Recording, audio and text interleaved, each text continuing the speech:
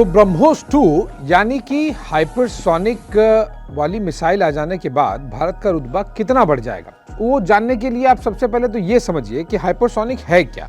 ये इतना क्यों बड़ा कॉम्प्लेक्स या इतनी डिफिकल्ट चीज़ है। सबसे पहले आप समझिए सुपरसोनिक यानी कि ध्वनि की रफ्तार से 2-3 गुना ज़्यादा, उसे सुपरसोनिक कहते हैं। जो कि ऑलरेडी ब्रह्मोस है, लगभग 3 गुना ध्वनि की रफ्तार से ब्रह्मोस की स्पीड है और ये वर्ल्ड की सबसे तेज़ क्रूज मिसाइल है। लेकिन हाइपरसोनिक मतलब आप ये मानिए कि 5 से 7 गुना तेज़ी, ध्वनि की रफ्तार से ज़्यादा तेज़ अगर कोई मिसाइल हो जाए तब उसे हाइपरसोनिक कहते हैं। और जब ये डेवलप हो जाएगा तब फिर उसका नाम होगा ब्रह्मोस 2, यानी कि ब्रह्मोस 1 अपनी जगह पे होगा ही, जो लगभग 3 गुना की रफ्तार से ध्वनि की चलेगा, और हाइपरसोनिक यानी कि 5 से 7 गुना। अब हाइपरसोनिक ये इतना बड़ा और कॉम्प्लेक्स चीज़ क्यों है? क्योंकि इतनी तेज़ी किसी मिसाइल में लाना बहुत ही डिफ़िकल्ट है। और इसीलिए अब आप समझिए कि कितने कंट्रीज़ इस हाइपरसोनिक को डेमोन्स्ट्रेट कर चुके हैं या फिर वो दावा करते हैं कि उनके पास है। उंगलियों पर आप गिन सकते हैं।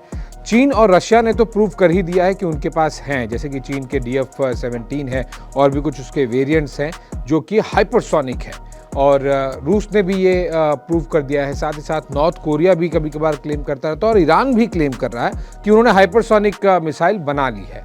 हालांकि अभी तक वो पूरी तरह से टेस्ट करके कंफर्म करना और पूरे विश्व को प्रूव करना ये नहीं हो पाया है चीन और रूस के अलावा। लेकिन बड़े बड़े देश, अमेरिका, फ्रांस, डेवलप्ड कंट्रीज जो हैं, यूके, ये सब भी अभी तक हाइपरसोनिक बना नहीं पाए हैं, केवल बनाने की कोशिश कर रहे हैं। तो इसी से आपको अंदाज़ा लग जाएगा कि अगर अमेरिका, फ्रांस और यूके अभी तक नहीं कर पाया है, यानी कि बहुत ही एक कॉम्प्लेक्स चीज़ है, ये इतनी आसानी से बनने वाली है नहीं। लेकिन भारत ने ऑलरेडी उसकी तरफ कदम बढ़ा दिया है और जो मिसाइल चूज़ की गई है जो कि हाइपरसोनिक होगी वो है ब्रह्मोस 2। कितना समय लगेगा? अब ये समय लगेगा लगभग आप मान के चलिए कि 2030 के आसपास में, यानी कि आज से एक 7-8 साल तो कम से कम लगेंगे हाइपरसोनिक मिसाइल बनाने के लिए, जो कि ब्रह्मोस 2 कहलाएगी। लेकिन उसके लिए HSTD भी एक होता है, यानी कि हाइपरसोनिक जो एक व्हीकल होता है, मेन टेक्नोलॉजी का बेस होता है, उसका टेस्ट ऑलरेडी भारत ने कर लिया है। यानी कि जो बुनियादी चीज़ें होती हैं वो बनानी शुरू कर दी है। अब उसको और तेज़ करने के लिए ब्रह्मोस में क्या कुछ चेंजेस लगेंगे, किस तरह से वो ध्वनि की रफ्तार की लगभग आप 3 गुना है ही, आप उसको डबल करना है, आपको ध्वनि की रफ्तार से 5 से 7 गुना अगर लेके जाना है तो उसमें आप काफ़ी कुछ मॉडिफाई करना रहेगा। भारत का और मिसाइल टेक्नोलॉजी का, जब भारत में DRDO और ब्रह्मोस जैसे इंस्टीट्यूशंस हैं और वो ब्रह्मोस के ज़रिए उन्होंने विश्व को दिखा दिया है, तो ऑलरेडी रुतबा काफ़ी ऊपर है, क्योंकि फिलीपींस ने खरीद लिया है, साथ ही साथ 1 दर्जन से ज़्यादा देश खरीदना चाहते हैं। ये तब जब ब्रह्मोस 1 है, ओरिजिनल ब्रह्मोस, 25 सालों में ये सफ़र तय हुआ है। आप इमेजिन कीजिए जब ब्रह्मोस 2 आ जाएगा, हाइपरसोनिक हो जाएगा, तो फिर कितने ऐसे देश होंगे। और इसीलिए मैंने आपको 2 बातें पहले समझाई। पहला कि हाइपरसोनिक ये क्यों इतना कॉम्प्लेक्स चीज़ है, बहुत देशों के पास है नहीं। जब बहुत देशों के पास नहीं होगा और भारत उन चंद देशों में से एक होगा, तो जब ब्रह्मोस 1 के लिए इतने खरीदार हैं, तो आप 2 के लिए सोचिए, ब्रह्मोस 2 के लिए कितने ज़्यादा खरीदार होंगे। और इसी से आपको अंदाज़ा लगेगा कि ब्रह्मोस 2 जब हाइपरसोनिक बन जाएगा अगले 7-8 सालों में, या हो सकता है 9 साल लग जाए, तब भारत की ब्रह्मोस 2 मिसाइल के खरीदार, कदरदान और भी ज़्यादा हो जाएंगे। अब तो केवल 1 पे 1 दर्जन है, तो तब मान के चलिए कि आप 25-50 देश इंटरेस्ट होंगे। लेकिन क्या भारत बेचेगा? बहुत मुश्किल है, क्योंकि ये टेक्नोलॉजी, कोई भी टेक्नोलॉजी जो बहुत मुश्किल से डेवलप होती है, उसे आप तुरंत ही बेचने के लिए नहीं, एक्सपोर्ट के पॉइंट ऑफ व्यू आप नहीं करते हैं। उसे आप, जब तक वो आपके पास सुप्रीमेसी है, वो आपको एक स्ट्रैटेजिक एज देती है, यानी कि आपके एडवांटेज में होता है, क्योंकि वो बहुत कम लोगों के पास या किसी के पास नहीं है, तो फिर आप बहुत आसानी से उसे बहुत लोगों को बेचते नहीं है, वो क्योंकि आपको स्ट्रैटेजिक एडवांटेज होता है। तो भारत के हाइपरसोनिक मिसाइल ब्रह्मोस 2 को लेकर बहुत ज़्यादा खरीदार बढ़ जाएंगे, लेकिन भारत बहुत ही चुनिंदा तरीके से इस मिसाइल को अगर बेचना चाहे, एक्सपोर्ट करना चाहे, जो कि ब्रह्मोस 1 में किया जा रहा है, वो करने की सोच सकता है।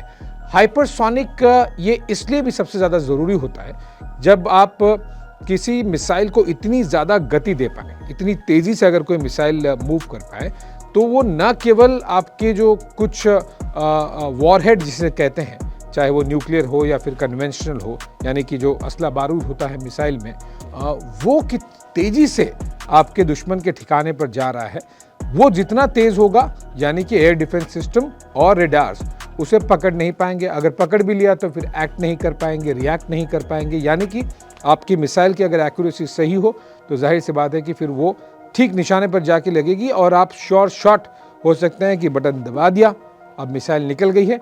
हमें पता है कि ऐसा कोई सिस्टम नहीं है जो ब्रह्मोस 1 को रोक पाए, तो फिर ब्रह्मोस 2 को रोक पाने वाला सिस्टम कहाँ से बन पाएगा, क्योंकि अब तक 1 को ही रोकने वाला सिस्टम नहीं बन पाया है। पाकिस्तान को हमने कुछ समय पहले ही ये प्रूव करके दिखा दिया और पाकिस्तान के ज़रिए पूरे विश्व को दिखा दिया कि आप शायद इसे पकड़ भी ना पाएँ, अगर पकड़ भी ले तो आप रिएक्ट नहीं कर पाएंगे और इतनी तेज़ है ये मिसाइल।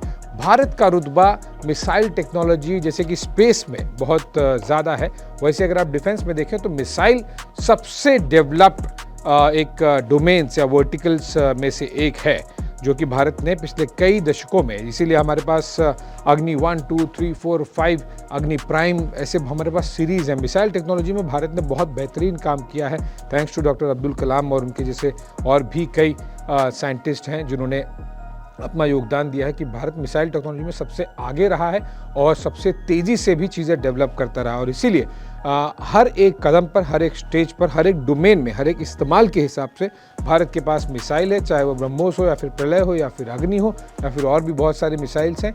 और हाइपरसोनिक आ जाने के बाद में भारत एंटर करेगा उस एलीट क्लब में। यहाँ पर एक जाते जाते क्विक पॉइंट ज़रूर बताना चाहूँगा, क्योंकि भारत और रूस की जॉइंट वेंचर है, यहाँ पे पार्टनरशिप है ब्रह्मोस को लेकर। रूस ने ऑलरेडी डेवलप कर लिया है हाइपरसोनिक, तो फिर भारत के लिए और भी ज़्यादा आसान हो जाएगा, क्योंकि ब्रह्मोस यानी कि BrahMos aerospace private limited joint venture है भारत और रूस के बीच में। तो अगर रूस के पास है यानी कि एक पार्टनर के पास है, तो दूसरे पार्टनर को मिलने में, उसकी टेक्नोलॉजी या उसे समझने में या उसे मदद मिलने में बहुत ज़्यादा समय नहीं लगेगा। और इसीलिए भारत अगर जब भी हाइपरसोनिक की रफ्तार में आएगा, उसको मैन्युफैक्चरिंग को लेकर बहुत ज़्यादा समय नहीं लगेगा। 7 से 8 सालों के अंदर में हाइपरसोनिक यानी कि ब्रह्मोस 2 भारत के पास होगी। 1 से इतना रुतबा बढ़ गया है, 2 से आप सोचिए कितना बढ़ेगा।